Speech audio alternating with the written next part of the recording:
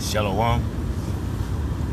First, I want to give all praise, honor, and glory unto Yahweh, Bahashem, Yahweh Shai, Bahashem, Racha HaKadosh.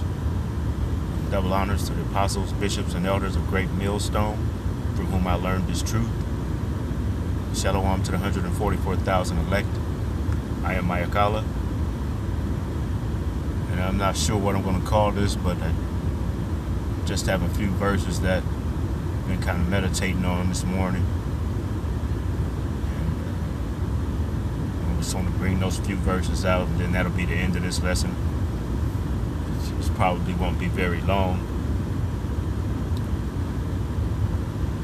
First, I want to go into Proverbs chapter 30, verse 8. This is probably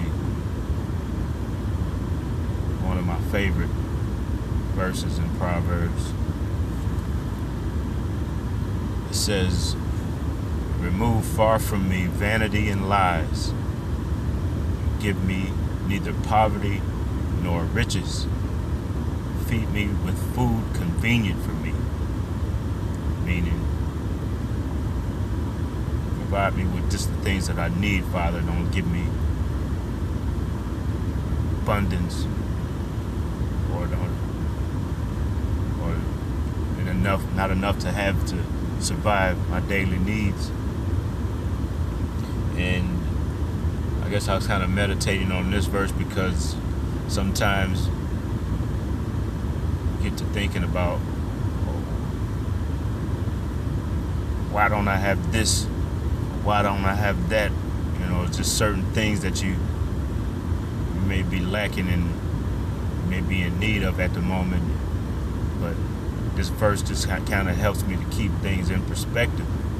Because whereas I used to ask that question to myself a lot, why don't I have this or that? I have more understanding just coming into this truth as to why certain things don't turn out the way that I want them to turn out, or fall my way to, that I was hoping that it might be, because I have understanding. That's just not the way it is at a given time.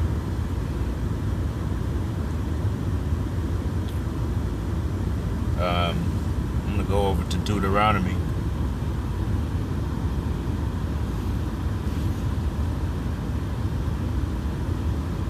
Chapter 32, verse 8. I'm going to read a few of these verses.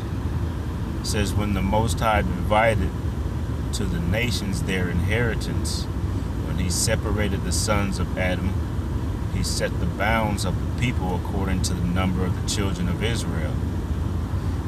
For the Lord Yahweh's portion is his people. Jacob is the lot of his inheritance. It says he found him in a desert land and in the waste, howling wilderness. And he led him about, he instructed him, he kept him as the apple of his eye. And as an eagle stirreth up her nest,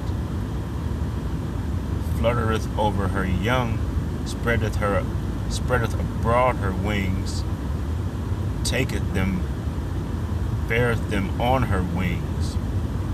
And that's how the Lord Yahweh loves his nation.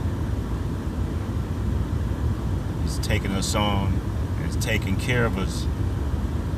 And with all that we've gone through, all that we've been through, all the captivities that we've been in, he always provides us and gives us just enough that we're able to keep going, that we haven't been destroyed, even through our disobedience. He's kept us. Verse 12 says, "So the Lord Yahweh alone did lead him, and there was no strange power with him. He made him ride on the high places of the earth, that he might eat the increase of the fields, and he made him to suck honey out of the rock and oil out of the flinty rock." Verse 14 says, "Butter of kine and milk of sheep with fat of lambs, and with rams of the breed of Bashan, and goats, and with the fat of kidneys of wheat. And thou didst drink the pure blood of the grape. So even that there were times that he had provided with us the best of things, all right, keeping us under his wing, taking care of his nation, taking care of the apple of his eye. It says, but Jeshurun, which is another name for Israel, waxed fat and kicked.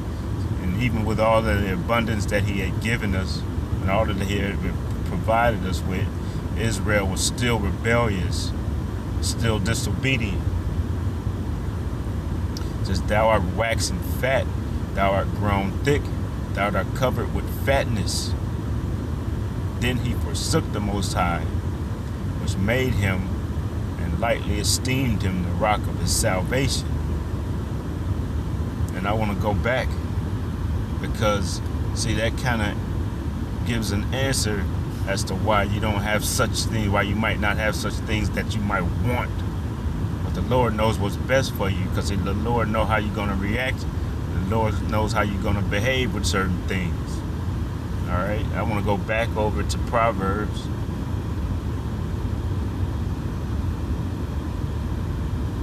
Back to chapter 30. And look at verse 9. It says, you know, I'll read 8 again, then I'll read verse 9, which is my point. It says, remove far from me vanity and lies. Give me neither poverty nor riches. Feed me with food convenient for me. Verse 9 says, lest I be full and deny thee, and say, who is the Lord Yahweh? Or lest I be poor and steal, and take the name of my power in vain. All right? So that gives an answer to why it might be certain things that you may be wanting in your life, or wondering why you don't have, because the Lord knows how you're going to behave in the instances with. He may give you something that'll make you turn your back on him, or he may get, or could even put you in a situation where you were such destitute that you turn to do things that you shouldn't do. Commit sinful acts that you shouldn't commit. I wanted to look at this word vain.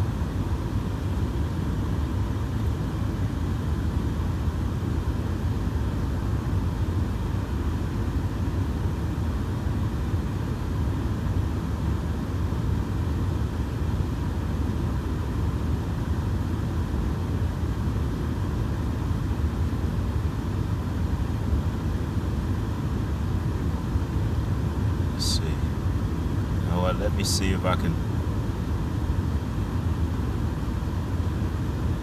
Salakia. I really wanted to see vanity, but let's see if I can come back to that later.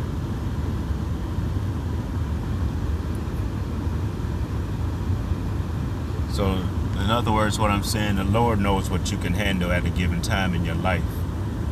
All right.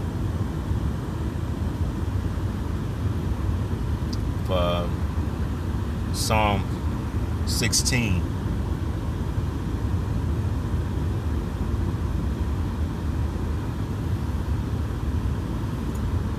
Verse 5 says, the Lord Yahweh is the portion of mine inheritance, and of my cup thou maintainest my lot. In the NLT it says, Lord Yahweh, you alone are my inheritance, my cup of blessing. You guard all that is mine. So, just like I was saying, you may be asking why certain things aren't given to you or aren't in your life, at a certain point or at a certain time in your life. It's because the Lord knows that it's not the time, or it might not even be something that's meant for you to have or meant to you to possess, because it might end up destroying you, or might end up putting you where you turn your back on the Lord. All right, and that might indeed not be what He has in store for you. So it's all according to the Lord, and and at what time he wants to give you certain things or wants you to possess certain things. All right.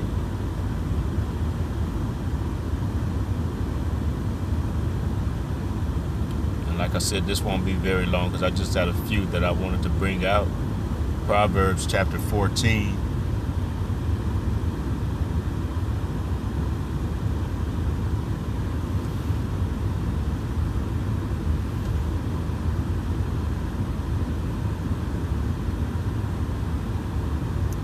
Go down to verse 20. It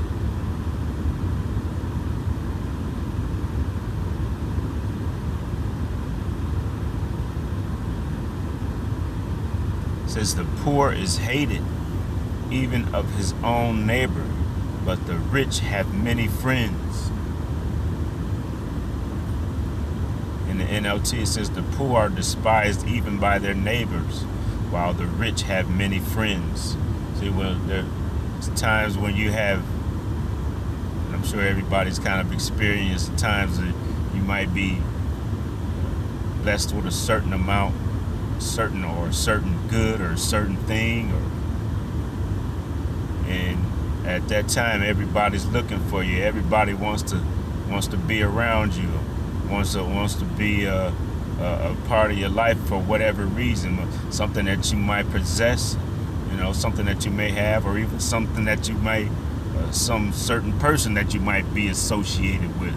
But when things are in abundance, you'll find that people are more apt to be trying to come around you and want to be part of your life, want to hang out with you, want to do things with you.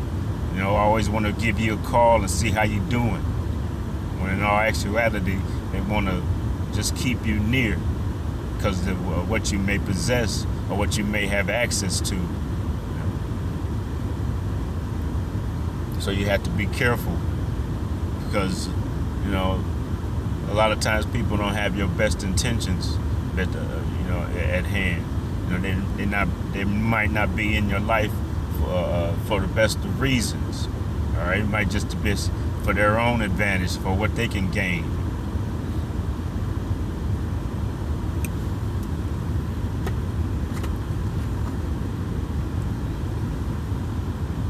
Go back into the book of Psalms, and Salakia for me jumping around, but like I said, I just had a few verses that I was kind of meditating on. I want to bring them out. Psalms chapter 49.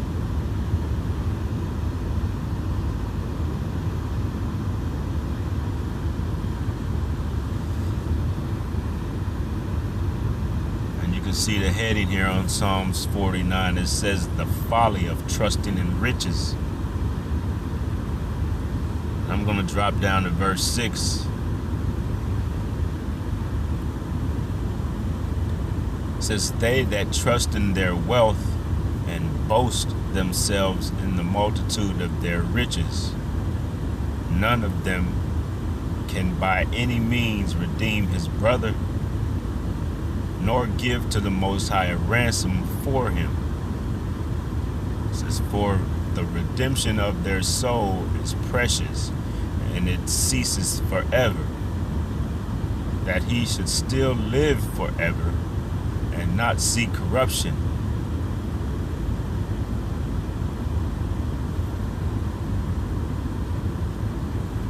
It says, for he seeth that wise men die, likewise to the fool and the brutish person perish, and leave their wealth to others. Verse 10 in the NLT says, those who are wise must finally die, just like the foolish and senseless, leaving all their wealth behind. So for all the things that you may be wishing that you possess or hoping that you possess, even if you were the richest of men, when your spirit departs from this earth, those things stay right here on this earth. You don't take those things with you, all those riches, all those material things that you may be wanting or longing for. Those things, they mean nothing because they come to nothing. All right, and you can't do anything but leave them right here. You know, you might be able to leave an inheritance to a family member or to a friend or whoever you want to leave them to, but there's nothing that you can do after your spirit leaves this earth. All right, all those things that you accumulated, all those riches that you stockpiled, they stay right here. You can't take them with you. Just moving on to Psalm 62, and I just got a few more here that I want to bring out.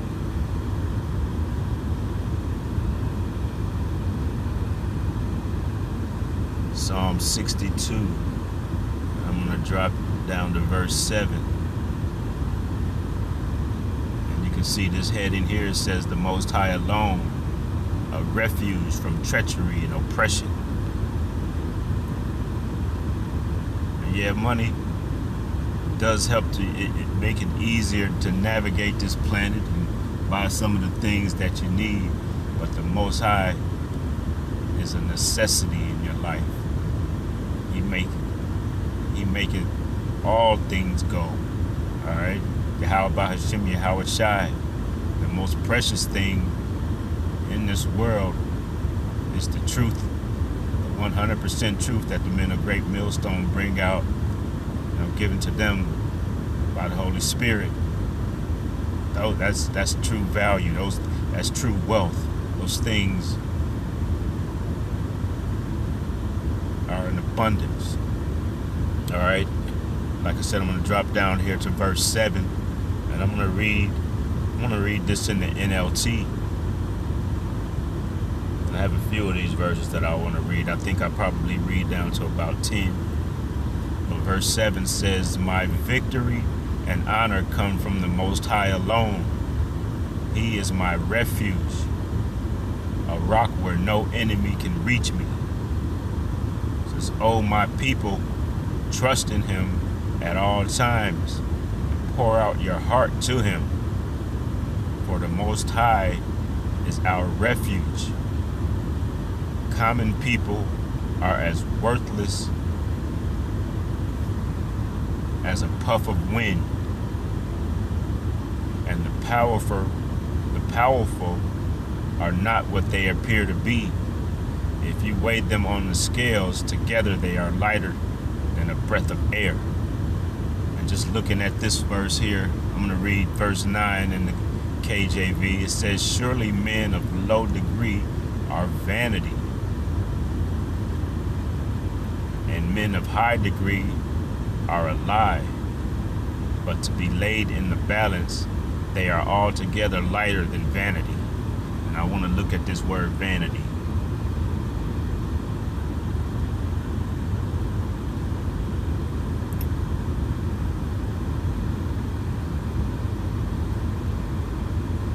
And it is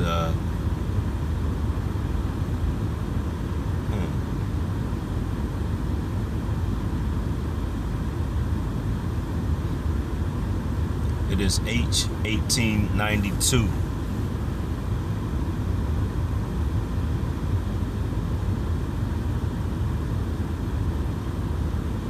And I'll give you a pronunciation of it. Strong's H 1892. Hevel. Hevel. All right, and under the biblical usage, it says vapor, breath. Under the Strong's definition, it says emptiness or vanity. Figuratively, something transitory and unsatisfactory, often used as an adverb, altogether vain or vanity. So it says something transitory or unsatisfactory. Look at this word transitory, see if I can't get a definition there. According to Google, transitory means not permanent. All right? So these riches, these worldly riches, are not permanent. They're just here to help you to navigate this planet, do the things that are necessary in order for you to move about in your day-to-day life. All right.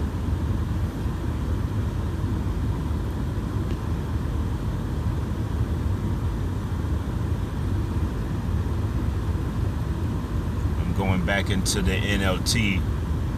Verse 10 says, don't make your living by extortion or put your hope in stealing. And if your wealth increases, don't make it the center of your life.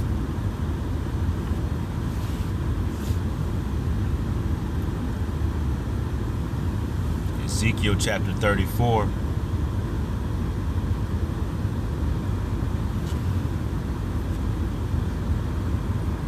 Because while I was just speaking about riches and putting your trust in wealth and material things, you also can't put your trust in these false teachers, because these false teachers are preaching or bringing out or teaching things that are for their own, to fill their own bellies. You know, they don't have the best of intentions for you. Just like I said, that we were reading earlier about the rich always get the attention. The rich have many people around them because of what the things that they may have, or things that they may have access to, such as a false teacher. A false teacher just wants to tell you things, bring out things that may that are not necessarily helpful to you or truthful. You know, it's just things that the masses want to hear, and things that make it that help them to fill their own bellies. So they'll tell you any lies that they have to tell you in order to gain those riches. I'm going to go over to Ezekiel chapter 34.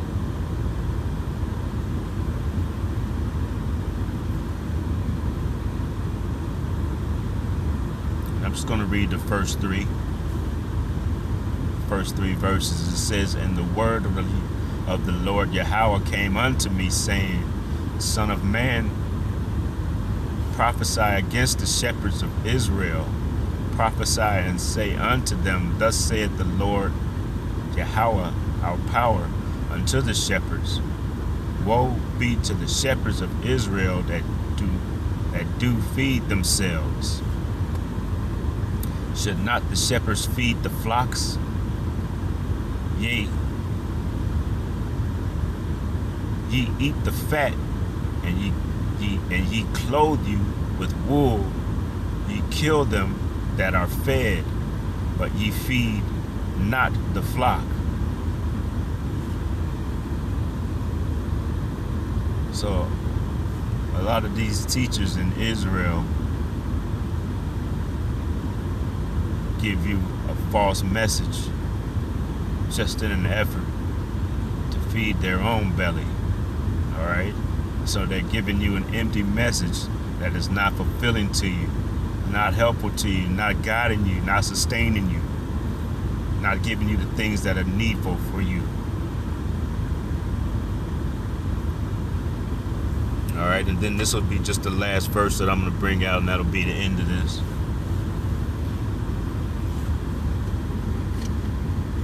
And Salakia, because I know this is not flashy lesson filled with videos or anything, but like I said, this is just some things that are meditating on. 1 Timothy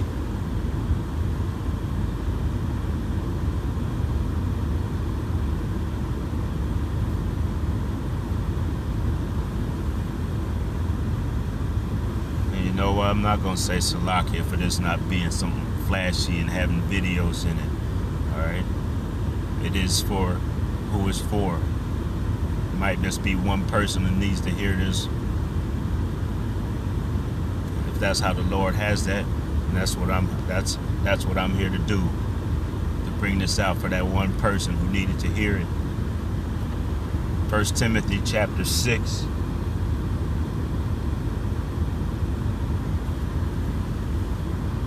I'm going to drop down to verse 5. It says, perverse disputings of men of corrupt minds and destitute of the truth, supposing that gain is godliness.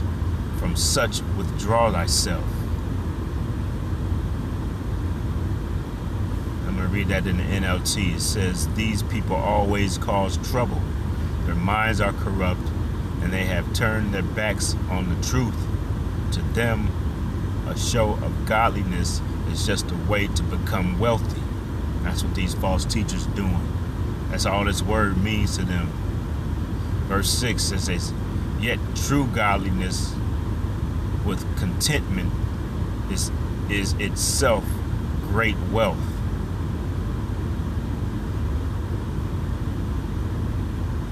I pray this lesson has been edifying to the listener. I want to give all praise, honor, glory to Yahweh, Bahashem, Yahweh Shai, Bahashem, Ruach HaKodesh.